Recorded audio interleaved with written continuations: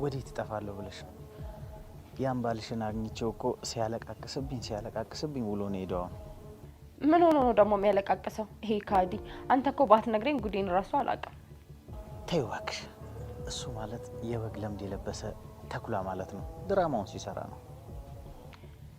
ደግሞ አሁን ውዴት ነክ አቤል ስለቤቱ ነገረህ እንዴ? ነግሮኛል ሰላምዬ። ካወራሩ የተነሳ ብቻ አንዳንድ ነገሩ አልተመቸኝም።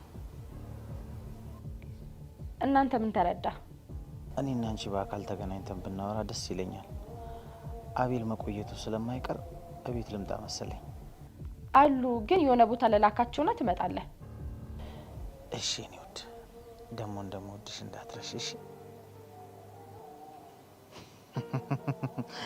የቸገረው እርጉዝ ያገባል ማለት ይሄኔ ነው።